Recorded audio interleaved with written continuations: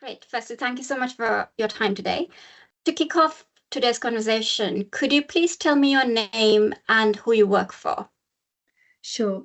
Hi, I'm Tracy Southwell. I'm the Managing Director of Hobart UK Equipment.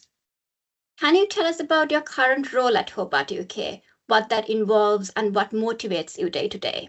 So I joined Hobart in 2021 as a Sales and Marketing Director, the first female Sales and Marketing Director, and I subsequently went on to be promoted after about 9 months to become their first female Managing Director too.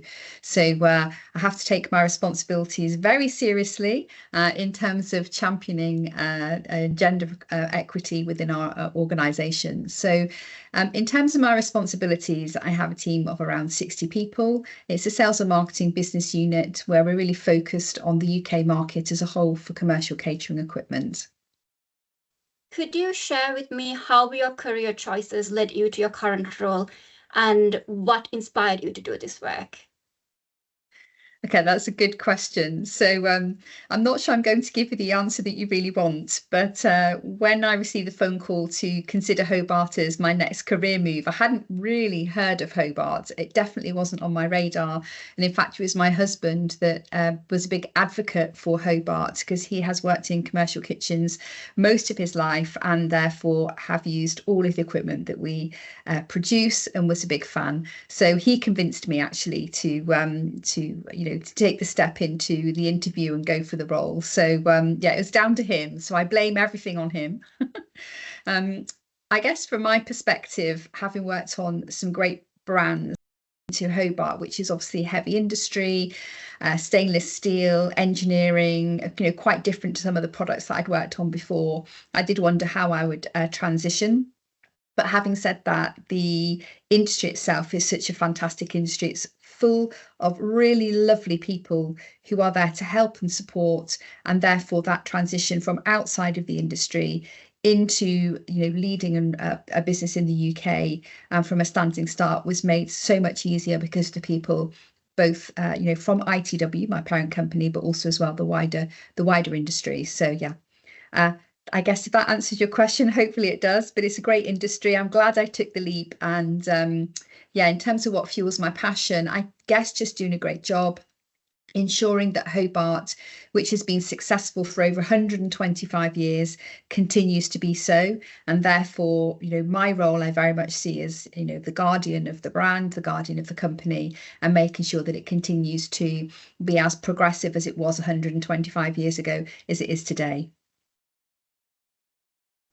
Could you also share with us some of the biggest challenges you have faced, especially as a woman in this very male-dominated industry, and any insights into how you navigated through them to get to where you are today? For example, were there any gender bias or were there any stereotyping you might have faced during your career? Sure. I mean, I've worked for other companies that have been quite male dominated, especially in the drinks industry. So moving to Hobart and coming into an industry that is equally as dominant from a male perspective was kind of not, it wasn't my first rodeo. So from that perspective, I knew what I was walking into and, didn't have any concerns about that. I guess I've got two comments really on this. First of all, I'm not a fan of some of the phrases that can sometimes be used within our industry to describe people that work there, because at the end of the day, those kinds of people are, my husband, my father, my brother, my uncles, my cousins. So I think, I'm quite cautious not to be swept along with a narrative that I fundamentally don't agree with. I think there's space for everybody in our industry, and I think it's important that we learn how to work closely together to get good outcomes both for our businesses and ourselves, but also our industry. So I try not to get caught on that kind of negative narrative about the dominance of white men in our industry. I don't think it's very helpful.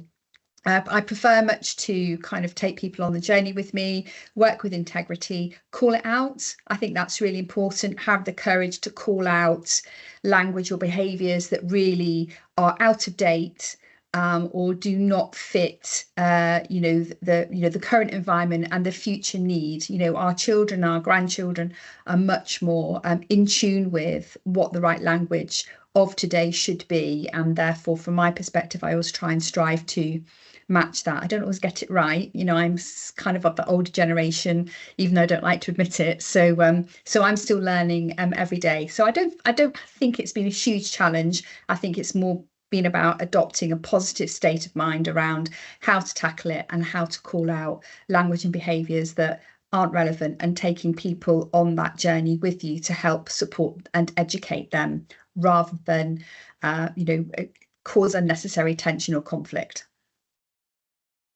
How would you describe your leadership style? How has that evolved over time, and why? Another great question. Look, I think trial and error is really important.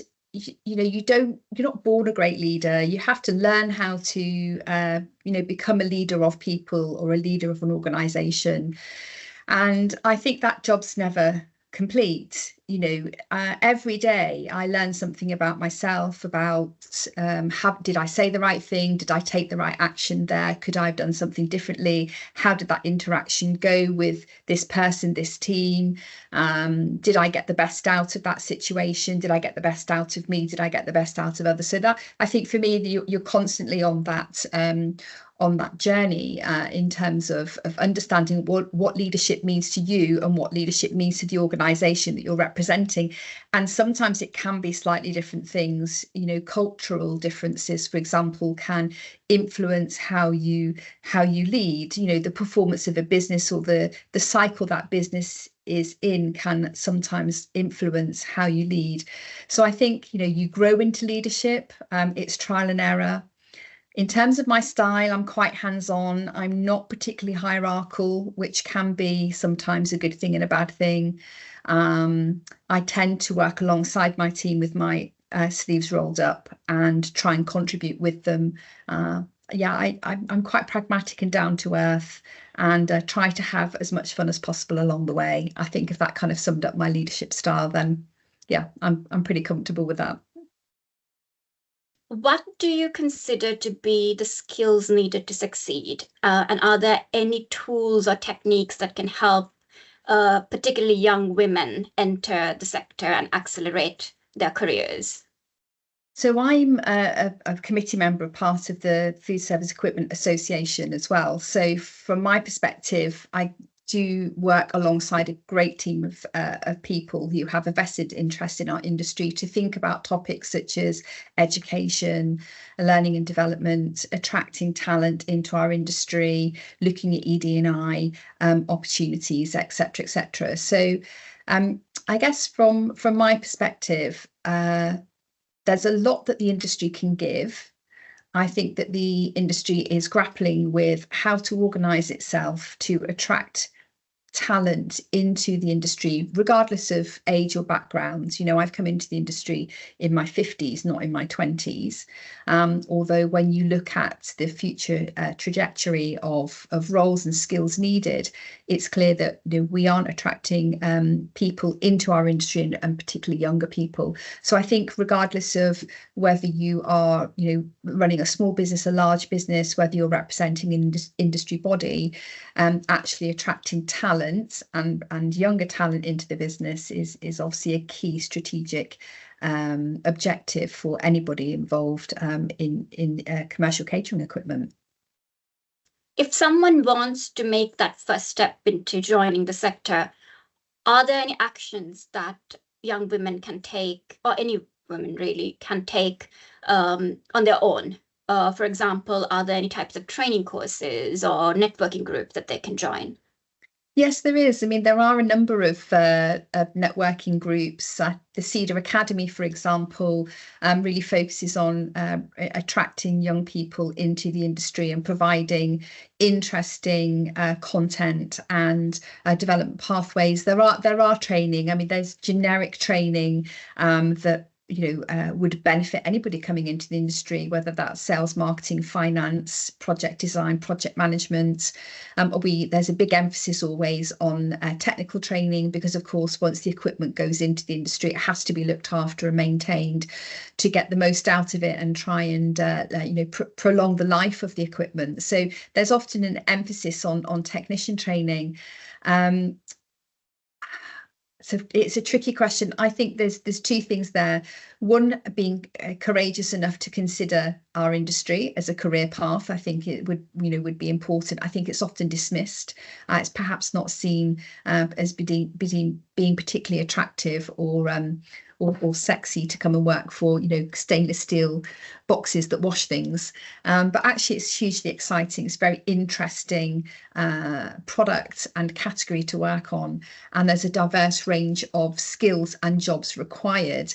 It's just making that leap for some people, like I did, to say, okay, well, what are my skills? What am I good at? Can I transfer those into this industry? And the answer to that is yes. So on the one side, it's having the courage to consider our industry as a viable career pathway, and at the on the second point, it's also us as an industry signposting to women that actually it's great fun to work here.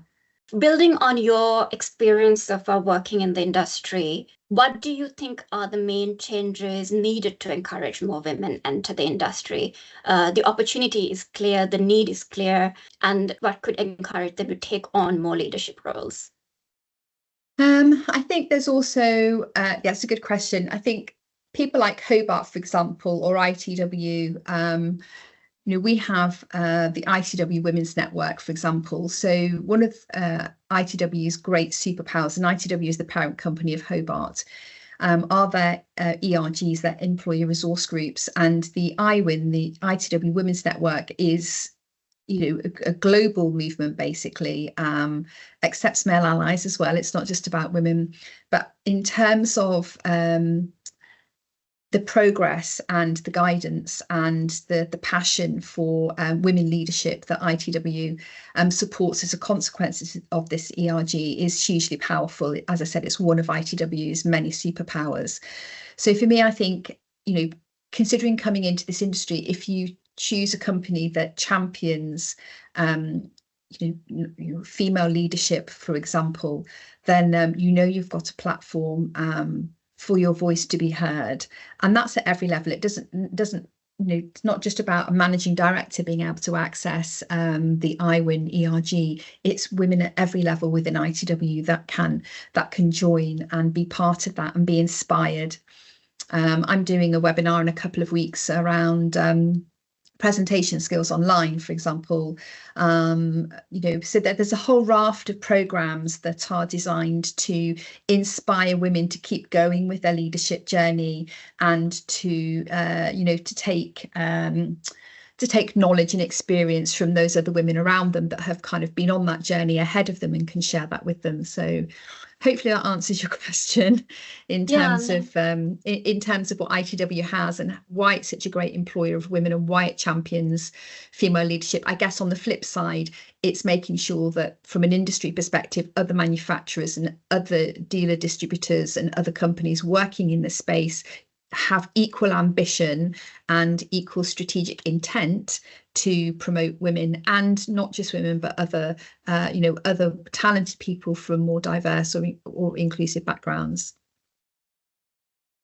Could you give us your three most important beliefs why women should consider the career in energy technology? Women are generally underrepresented, aren't they, in science overall? And, it's huge frustration from my side. Women are as good as men in everything that they do. And so I think in science and technology, anything that champions women's ambition to be part of that journey, be part of that space. Again, it comes down to courage. On the one hand, you have to have the courage of your conviction and pursue those opportunities and not be, I guess, not be distracted or kind of pushed off the journey you want to take. I haven't quite phrased that quite correctly, but it's easy to give in. And I think, you should always be resilient and determined in the pursuit of your goal and not be knocked off your stride if you truly believe in what you want to pursue and the passion that you have for it. So I'd encourage anybody to really embrace, and certainly today, if you think about sustainability and the importance of that topic in relation to the planet and energy technology, energy savings, energy consumption, all of those are really, really hot topics right now. And I think women have a part to play there and a voice to be heard.